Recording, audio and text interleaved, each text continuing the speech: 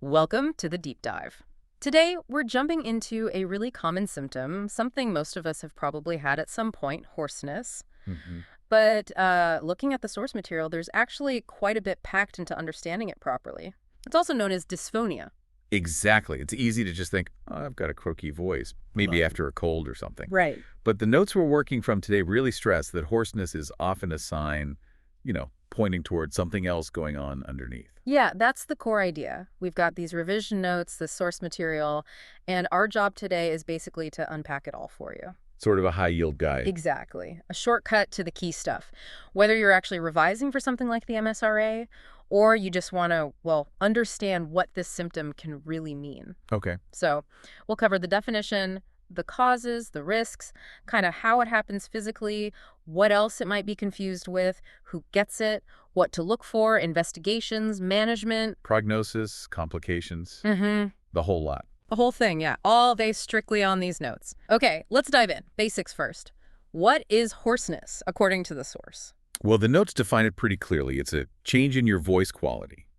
So it might sound raspy or maybe strained or even weak. And they use that medical term too, dysphonia. Right, dysphonia. And the key thing the notes flag straight away is that it's not a diagnosis in itself, it's a symptom. A symptom of what? A symptom indicating there's an underlying condition affecting the larynx, that's your voice box, or the vocal cords inside it. Okay, and this leads straight to something the source highlights as really, really critical, the airway emergency link.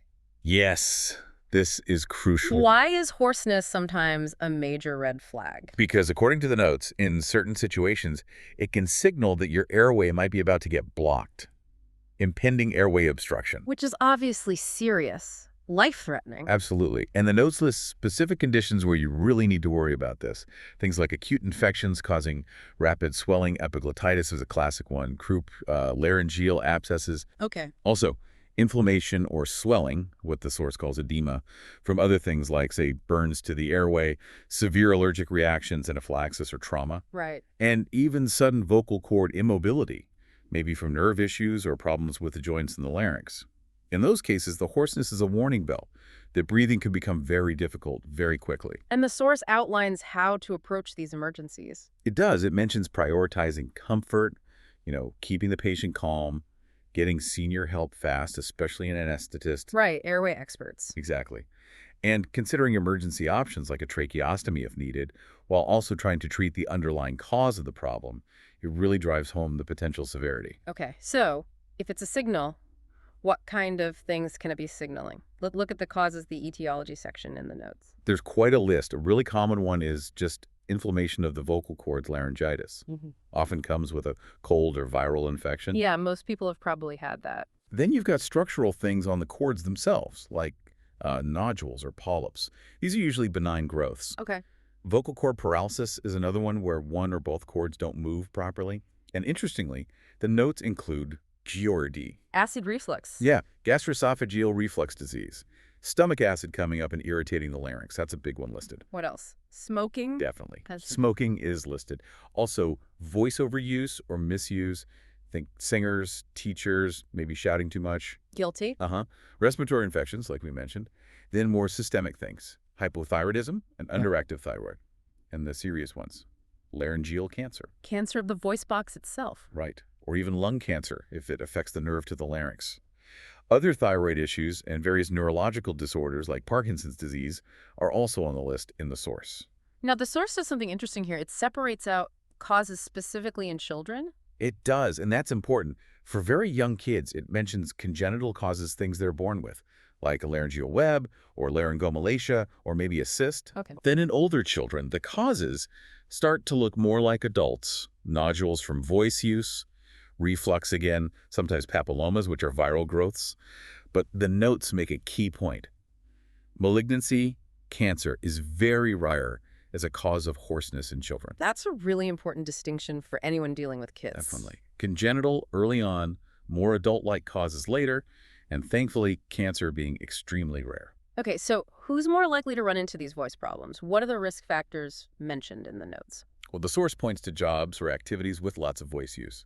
Singers, teachers, Call center workers, maybe? Public speakers. Yeah. Exactly. Smoking is a major risk factor listed, and even secondhand smoke exposure.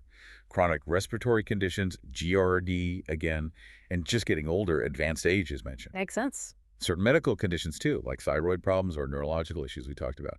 And the source also includes excessive alcohol consumption. Are there environmental factors too? Yeah, the notes mention those. Things like poor acoustics, having to strain your voice to be heard, exposure to irritants in the air, even low humidity environments. Oh, interesting. Like dry air. Yeah.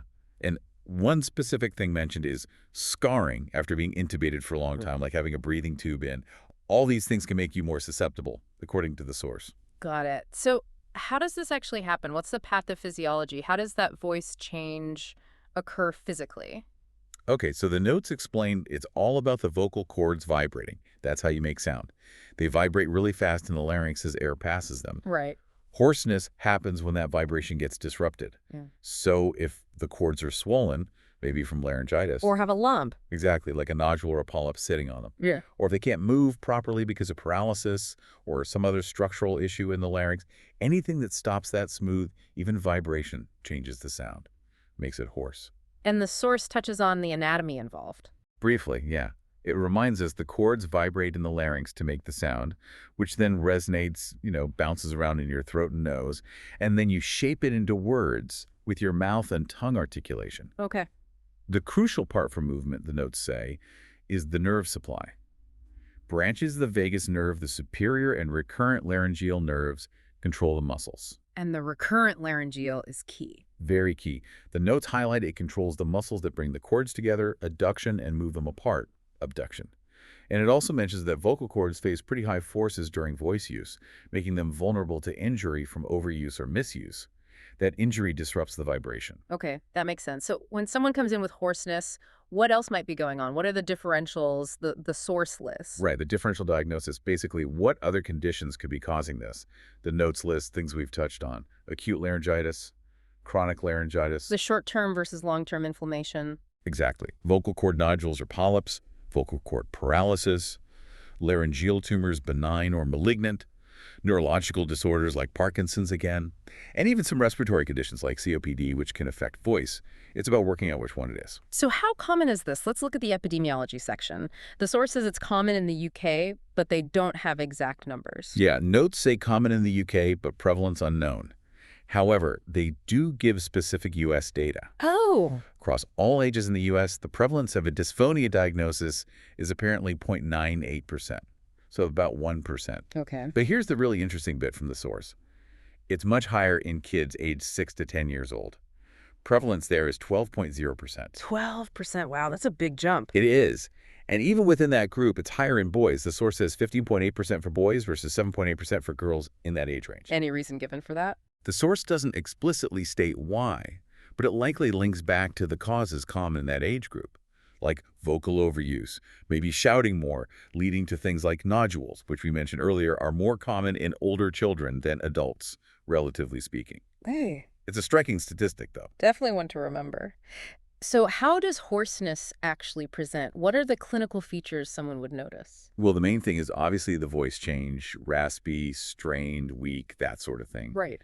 But the notes list other associated symptoms, like voice fatigue, your voice getting tired easily, difficulty projecting, like you can't speak loudly, sometimes throat pain or discomfort, maybe a cough, or constantly feeling like you need to clear your throat, and changes in pitch or vocal range. Maybe you can't hit high notes anymore, or your voice just sounds different.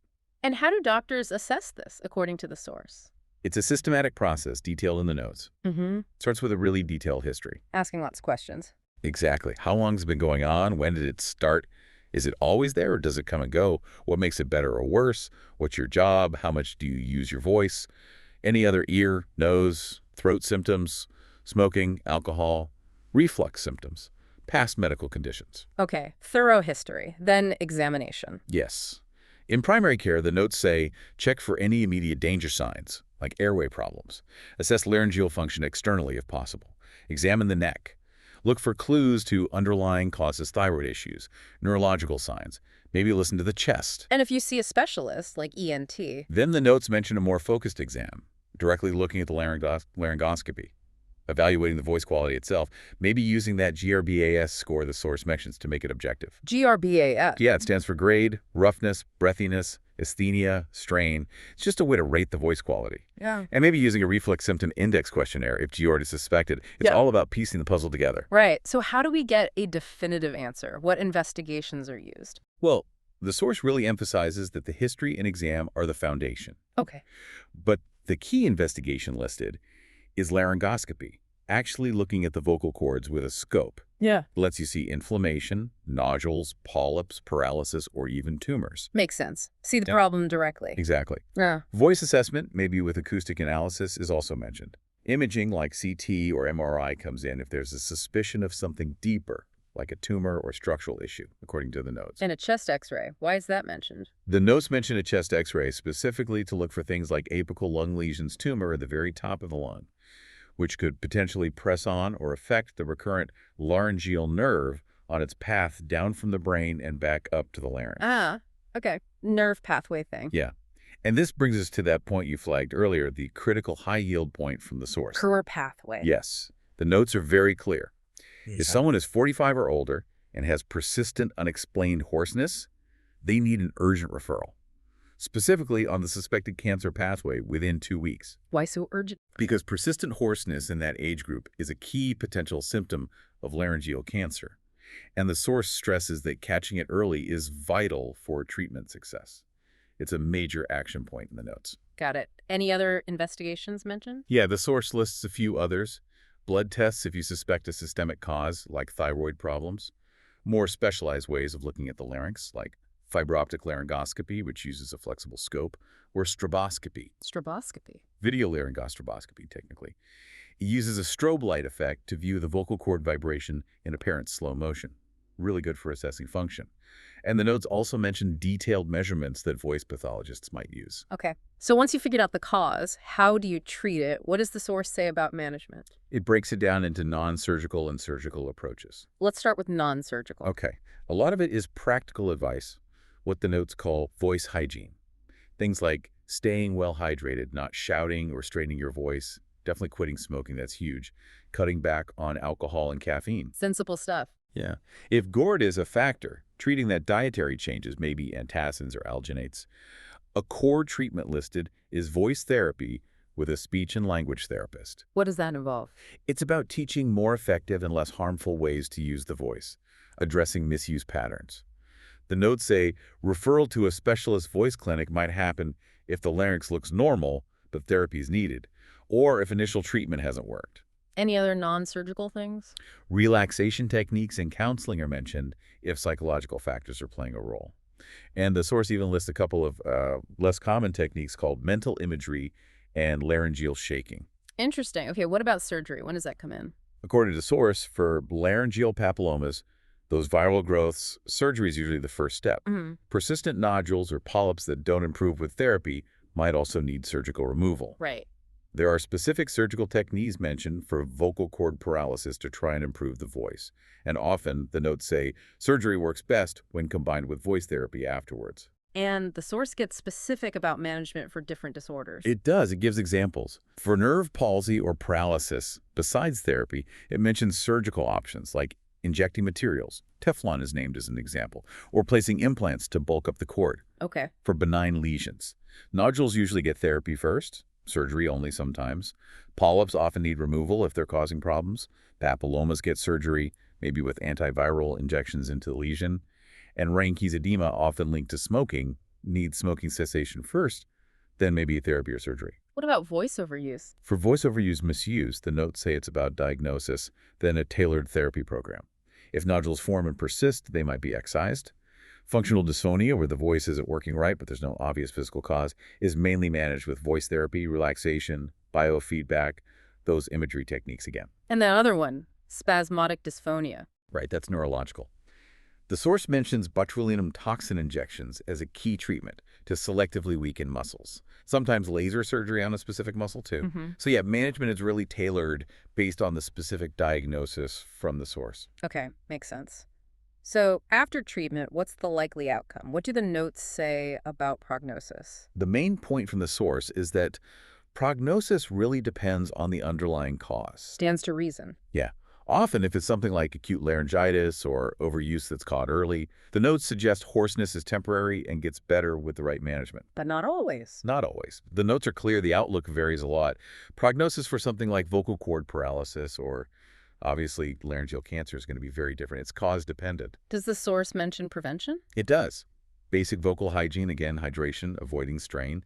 Also being aware of early warning signs like your pitch changing unintentionally, your voice getting tired quickly, or a sore throat that isn't from a bug. And it suggests considering biofeedback for people in high-risk jobs. Good tips. Finally, what can go wrong if hoarseness isn't addressed?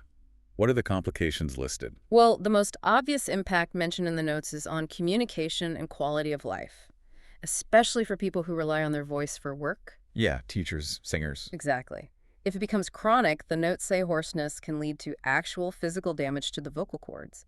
It can also cause psychological distress, make people withdraw socially, and limit their professional lives. That sounds tough. It can be. But the source ends on a positive note here. Early intervention and proper management based on the cause can really mitigate or prevent these complications. Right. Wow. Okay, that was a pretty thorough deep dive through those source notes on hoarseness or dysphonia. We went from the basic definition, the critical airway red flags, right through that huge list of causes, the risks, the mechanics, investigations like laryngoscopy, that crucial cancer pathway. And all the specific management options. Yeah. It really highlights that even though it can be something simple, you can't just ignore hoarseness because of that wide range of possibilities, including the really serious ones. Absolutely. The systematic approach outlined in the notes, history, exam, investigation, tailored treatment is key. While it's often temporary, that potential link to critical issues means you shouldn't brush off persistent hoarseness. And it does make you think, doesn't it? About what? Just about how much we rely on our voice and perhaps how much we take it for granted until something changes.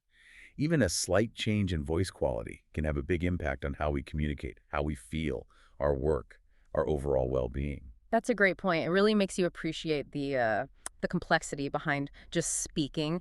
And the source material gives those practical tips: vocal hygiene, watching for early signs. Simple things, really, to look after this vital tool. Yeah. Especially important in a world where maybe we type more, but the spoken word is still so fundamental. Well, if you found this deep dive useful, especially if you happen to be studying for the MSRA, remember you can find more resources at passthemsra.com.